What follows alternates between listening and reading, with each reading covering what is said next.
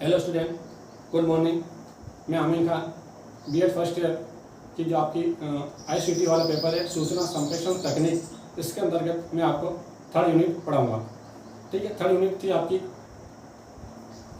विद्यालय में सूचना संप्रेषण तकनीक का उपयोग। ठीक है ना, विद्यालय में सूचना संप्रेषण तकनीक का उपयोग किस तरह किया जाता है, उसके अंतर्गत हमारा आज का टॉपिक है कक्षा कक्ष में तकनीक का उपयोग। यानी कक्षा कक्ष के अंदर एक कक्षा कक्ष है, क्लासरूम है, उसके अंदर आईसीटी का उपयोग हम किस तरह कर सकते हैं और उनके उपयोग करने के अंतर्गत हमें किन किन सावधानियों का ध्यान में रखना चाहिए, किन किन बातों की हमें आवश्यकता है। ठीक है ना, उसके अंतर्गत आज हम स्टार्ट करते हैं अपनी क्लास। तो आज का हमारा टॉपिक है कक्षा कक्ष में आईसीटी यानी तकनीकी का उपयोग। आपको मालूम है कि आईसीटी के माध्यम से शिक्षण कार्य कराया जाए तो उसके अंतर्गत हम क्या कर सकते हैं, जैसे कि पुरानी चीज़ें उसके अंतर्गत हम नवीनता लाते हैं। नवीन चीज़ों के माध्यम से शिक्षण कार्य कराया जाता है, जिसके अंतर्गत वो शिक्षण कार्य कैसा होता है, रुचिकर होता है और उसके अंदर वो रुचि होती है और छात्र की रुचि लेकर उसमें सीखता है। इसलिए शिक्षा को आईसीटी से जोड़ा गया है। इसके अंतर्गत आज हम पढ़ रहे हैं, पहला है इसके अंतर्गत पहला एक कक्षा कक्ष में हम आईसीटी का उपयोग करते हुए हमें क्या करना होगा, पहले तो हमें उसका शैक्षिक उद्देश्यों का निर्धारण करना होगा। अगर शैक्षिक उद्देश्यों का निर्धारण करेंगे तभी तो हम शिक्षण कार्य कराएंगे। हमें कोई भी शिक्षण कार्य कराने से पहले हमें क्या करना होता है, उसके शैक्षिक उद्देश्यों का निर्धारण करना होता है। हमें उसकी पूरी योजना बनानी होती है कि किस तरह की शिक्षण कार्य कराया जाएगा। ठीक है ना, उसकी पूरी प्लानिंग की जाती है। तो यानी सबसे पहले हमें क्या करना होगा, उस शैक्षिक उद्देश्यों का निर्धारण करना होगा, फिर जाकर हम इस शिक्षण कार्य को सफलतापूर्वक कर सकते हैं। तो पहले आपकी शिक्षा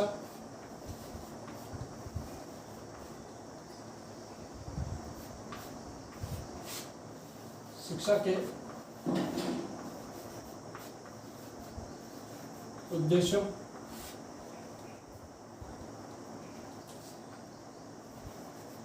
उद्देश्यों का व्यवहारिक, ठीक है ना,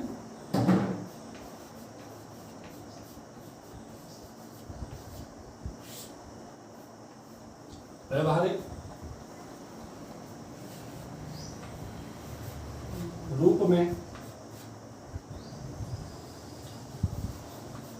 परिभाषीकरण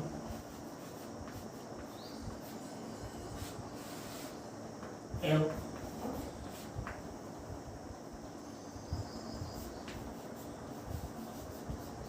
निर्धारण करना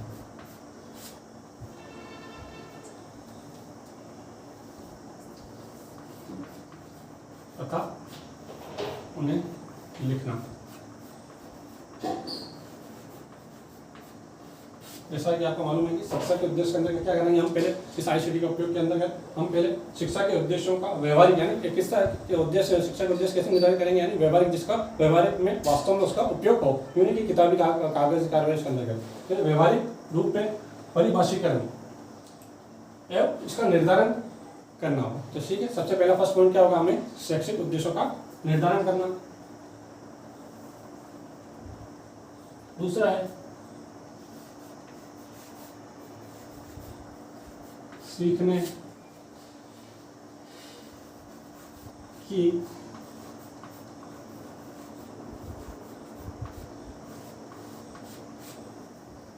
विधियों, इसके अंतर्गत और लिख देते हैं। जैसे इसके अंदर हम निर्धारण करना है जिसके अंदर हमें कौन कौन सी विधियां उपयोग में ली जाएंगी, शिक्षण विधियां जिसके अंतर्गत है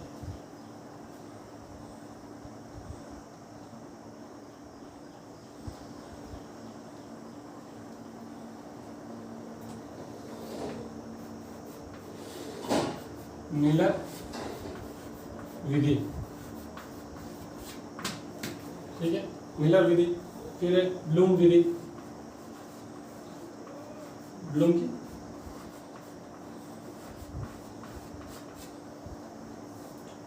ब्लूम विधि और एवं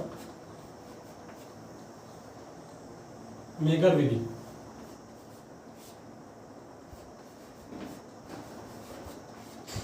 तो शिक्षण कार्य के अंतर्गत ये 3 विधियाँ दी गई शिक्षक से द्वारा, उनका उपयोग इसमें किया जाएगा। फिर आपकी दूसरी सेकंड है सीखने की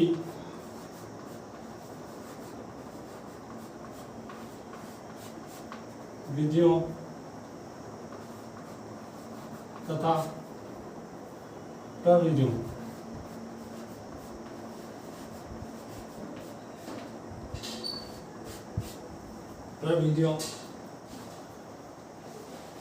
का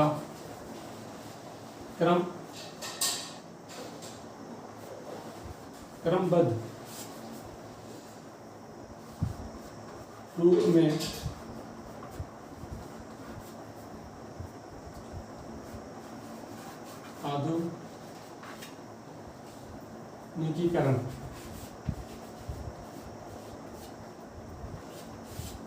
आधुनिकीकरण करना।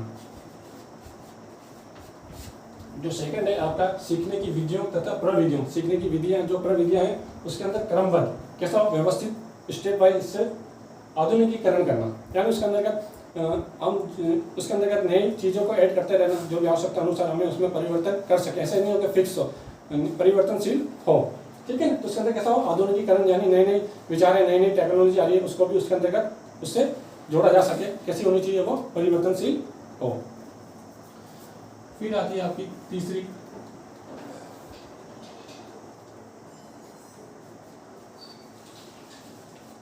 निर्धारित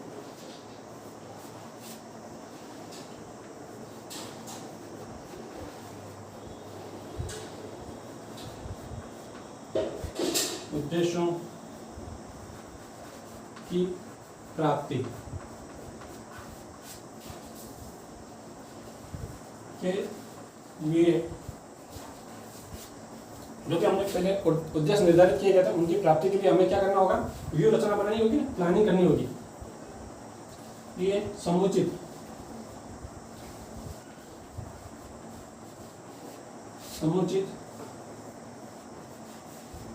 व्यू रचना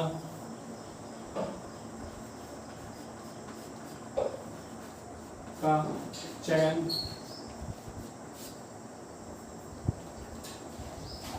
एवं प्रयोग करना। जो भी हमने उद्देश्य निर्धारित किए गए हैं उसके अंतर्गत हमें व्यू रचना बनानी होगी, ताकि हम उद्देश्यों की प्राप्ति कर पाएंगे या नहीं कर पाएंगे, उसमें सारी उसकी डिटेल्स हो।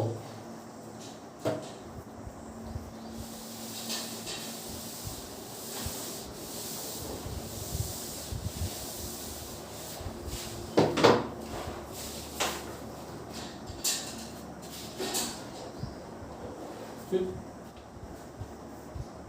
चौथा पॉइंट है आपका इसमें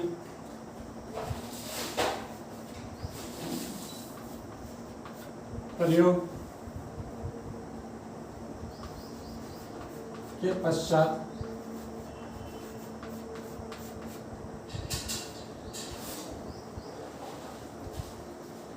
मूल्यांकन।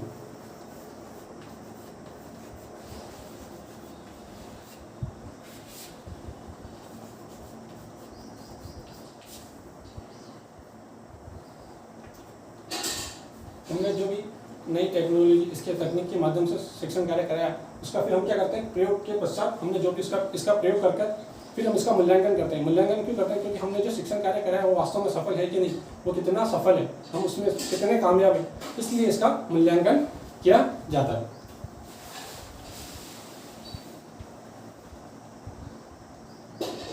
ठीक है, पांचवा पॉइंट ज्ञान का संचय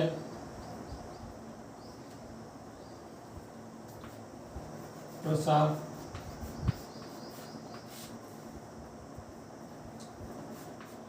एवं विकास करना। ठीक है, ज्ञान का संचय यानी ज्ञान का भंडार उनके विद्यार्थियों के उनका विकास करना, उनके अंदर ज्ञान का नॉलेज बढ़ाना। ठीक है, फिर पाठ्य पुस्तक सभी पाठ है।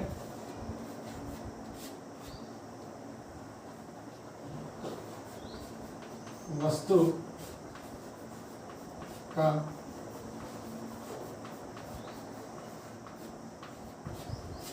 निर्धारण का तत्वों एवं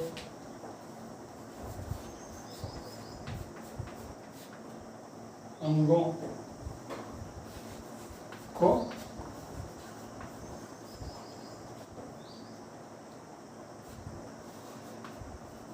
क्रमबद्ध रूप प्रदान करना।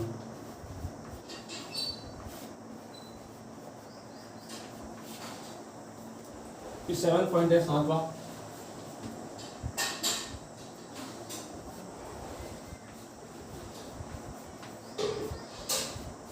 शिक्षण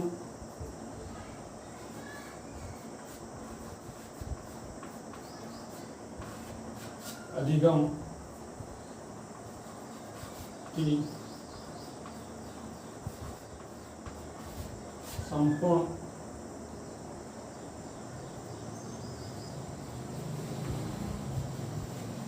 प्रक्रिया में सुधार लाना। आईसीटी के माध्यम से शिक्षण कार्य करा जाए, उसका क्या होगा, शिक्षण अधिगम प्रक्रिया के अंदर कैसा होगा, सुधार आएगा, नई नई टेक्नोलॉजी आएगी, वो रुचिकृत होगा। ठीक है ना, उसके अंतर्गत नवीन तकनीकों का ज्ञान भी छात्रों को मिलेगा। फिर छात्र के गुणों का विश्लेषण करना।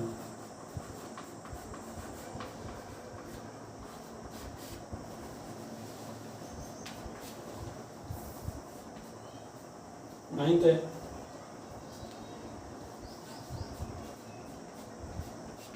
छात्रों की उपलब्धि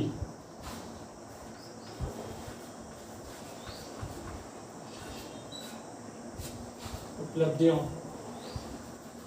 का मूल्यांकन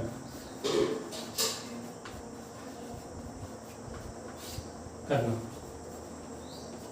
छात्रों ने जो जो उपलब्धि हासिल करी, ज्ञान प्राप्त करा, उनके नॉलेज में वृद्धि हुई, उसका क्या किया जाएगा, एंड में मूल्यांकन किया जाता है। ये लास्ट पॉइंट है आपका 10वां, पुनर्बलन। पुनर्बलन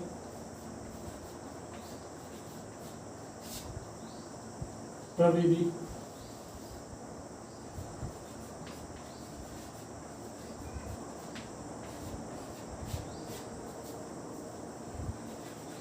का चयन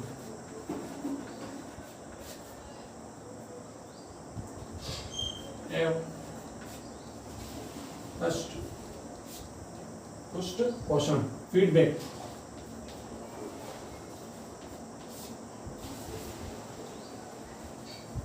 की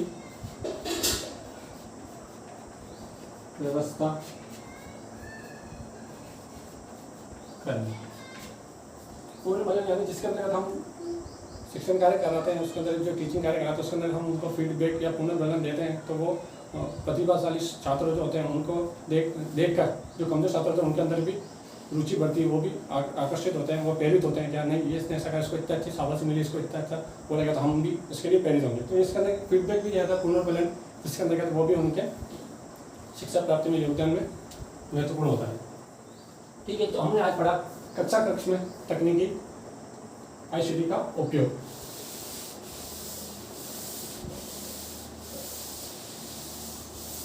तो आज का आपका इससे आपसे संबंधित इसका गृह कार्य है, होमवर्क।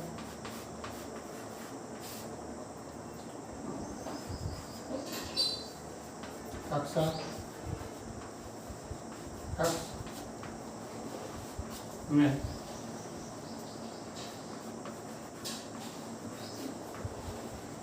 तकनीकी